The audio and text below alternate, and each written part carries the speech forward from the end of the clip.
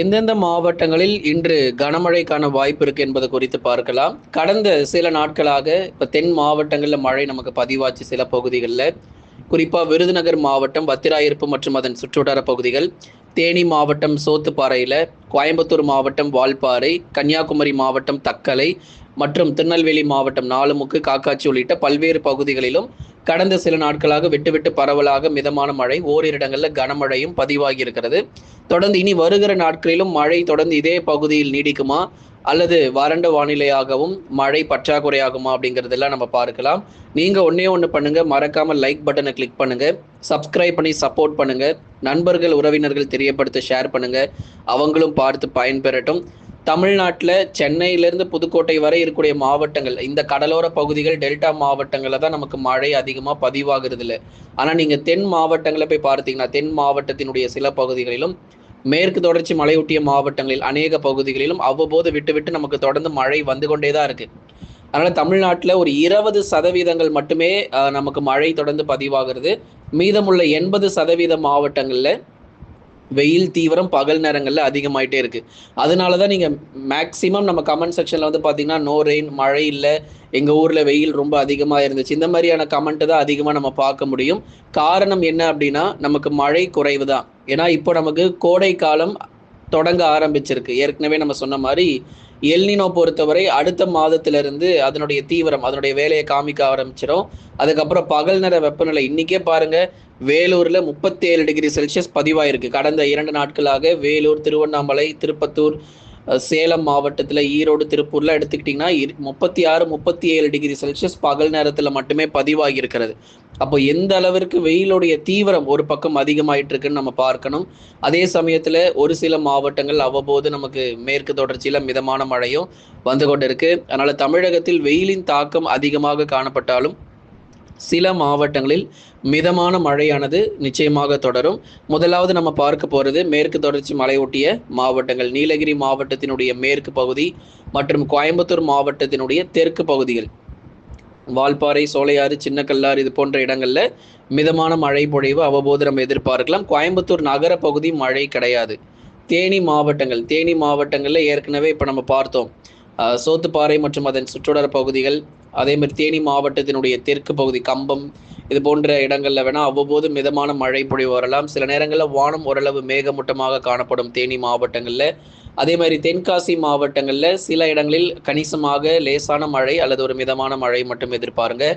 கன்னியாகுமரி மாவட்டம், குறிப்பாக கன்னியாகுமரி மாவட்டத்தில் இருக்கக்கூடிய நமக்கு பெரும்பாலான பகுதிகளில் நமக்கு மழை பொழிவு விட்டு சீரான எரணியல், தக்கலை, கொளச்சல் போன்ற இடங்களில் அவ்வப்போது லேசான மழை அல்லது ஒரு மிதமான மழை வரைக்கும் விட்டு பதிவாகிறதுக்கான வாய்ப்பாகவும் கன்னியாகுமரி மாவட்டங்களில் எதிர்பார்க்கலாம். அப்போ மேற்கு தொடர்ச்சி மலையொட்டிய மாவட்டங்களில் விட்டு பரவலாக லேசான மழையும் மிதமான மழையும் தொடர்ந்து நமக்கு வந்து பதிவாகிட்டே இருக்கு. எத்தனை சென்டிமீட்டருங்க மழை வந்திருக்கு அப்படிங்கிறது இந்த வானிலை அறிக்கை முடியும் போது உங்களுக்கு நம்ம சொல்றோம். ஏற்கனவே உங்க ஸ்கிரீன்ல நம்ம போட்டிருப்போம் எத்தனை சென்டிமீட்டர் மழை பதிவாயிருக்குன்னு, அதை நீங்க பார்த்து தெரிந்து கொள்ளுங்க. அதனால தொடர்ந்து ஒவ்வொரு நாளுமே நல்ல ஒரு தீவிரமான மழை பொழிவுகள் பதிவாகிட்டு தான் இருக்கு.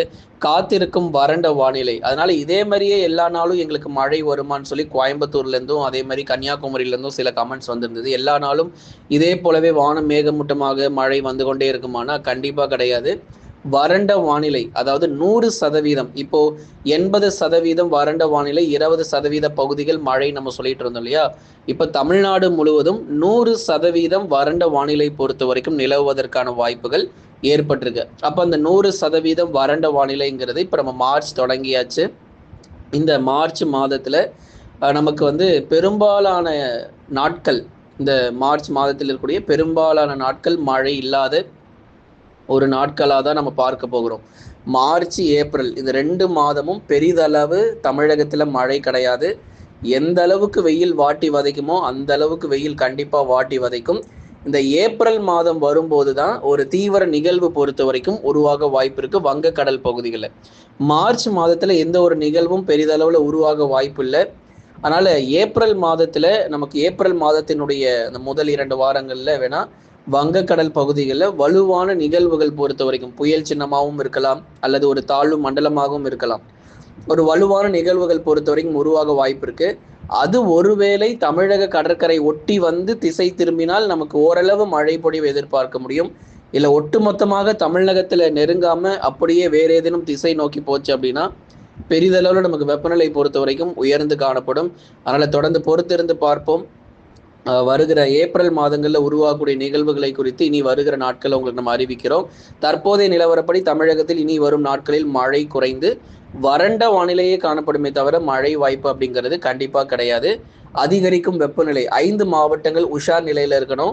எந்தெந்த 5 மாவட்டங்கள் அப்படிங்கிறத சொல்லிடுறோம். ஈரோடு, திருப்பூர், சேலம், நாமக்கல், கரூர், அதை தொடர்ந்து வேலூர் மாவட்டங்கள், திருவண்ணாமலை போன்ற இடங்கள், அதாவது வட தமிழக உள் மாவட்டங்கள் முழுவதுமாக உஷார் நிலையில இருந்துக்கோங்க. ஏன்னா பகல் நேர வெப்பநிலை பொறுத்த வரைக்கும் மிக மோசமாக பதிவாகிறதுக்கான வாய்ப்பாக இருக்கு. இதுல வேற எல்னினோ தாக்கம் வேற நமக்கு தொடங்க இருக்கிறதுனால மேலும் வெப்பநிலை பொறுத்த வரைக்கும் உயர வாய்ப்பு. அதனால மார்ச் மாதம் தொடங்கி இருக்கிறதன் காரணமாக தொடர்ந்து இந்த மாதமே வெயில் சதமடிக்க வாய்ப்பு இருக்கு. பல்வேறு மாவட்டங்களில் சீக்கிரத்திலே வெயில் வந்து சதம் அடிக்க போகுது. ஏற்கனவே 98, 99 டிகிரி ஃபாரன்ஹீட் வரைக்கும் போயிட்டு இருக்கு.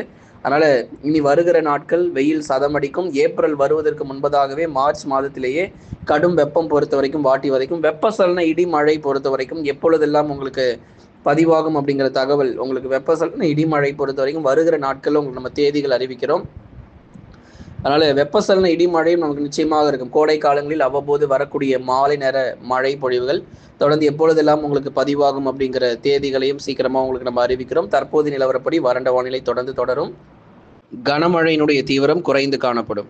தமிழகத்தில் கடந்த 24 மணி நேரத்தில் பதிவான மழை அளவு பொறுத்த வரைக்கும் வத்திராயிருப்பு விருதுநகர் மாவட்டம் 6 centimetre, Sothuparai Theni 5 centimetre, Valparai 3 centimetre, Thuckalay 2 centimetre, Nellai 1 centimetre மழை பொழிவு பதிவாகியிருக்கிறது. அப்போ பாருங்க, விருதுநகர், தேனி மாவட்டங்கள், கோயம்புத்தூர்ல இருக்கக்கூடிய வால்பாறை பகுதிகள், கன்னியாகுமரி மாவட்டத்தில் இருக்கக்கூடிய தக்கலை பகுதிகள் எல்லாமே பாருங்க. விருதுநகர்ல கூட 6 சென்டிமீட்டர் மழை பதிவாகி இருக்கிறது. சோத்துப்பாறை, தேனி பகுதிகளில் 5 சென்டிமீட்டர் மழை பதிவாயிரும். இதெல்லாமே ஒரு வலுவான கனமழை தான்.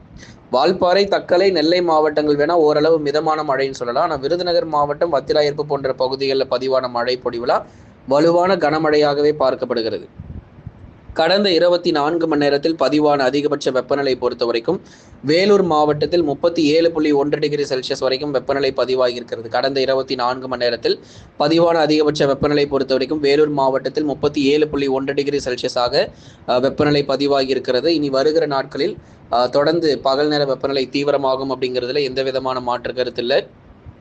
வேலூர் மட்டும் இல்லை, நமக்கு வேலூர் மாவட்டத்தின் அருகாமை பகுதிகள் திருவண்ணாமலை, கிருஷ்ணகிரி, தருமபுரியிலும் பகல் நேர வெப்பநிலையானது தீவிரமடை தொடங்கும். அதுக்கப்புறம் மார்ச் 15க்கு மேலே சென்னை, திருவள்ளூர், காஞ்சிபுரம், செங்கல்பட்டு, விழுப்புரம், கடலூர், புதுச்சேரி, காரைக்கால், கள்ளக்குறிச்சி மற்றும் டெல்டா மாவட்டங்களிலும் பகல் நேர வெப்பநிலையானது படிப்படியாக அதிகரிக்க தொடங்கிவிடும். நண்பர்களே, நீங்க மறக்காம ஒரு லைக் பண்ணுங்க. முழுமையான வானிலை அறிக்கை கொடுத்திருக்கிறோம். எல்லா மாவட்டங்கள் பத்தி நம்ம பேசியிருக்கிறோம். தொடர்ந்து சப்போர்ட் பண்ணுங்க. வருகிற நாட்கள் மழை தேதிகள் விரைவில் அறிவிக்கப்படும்.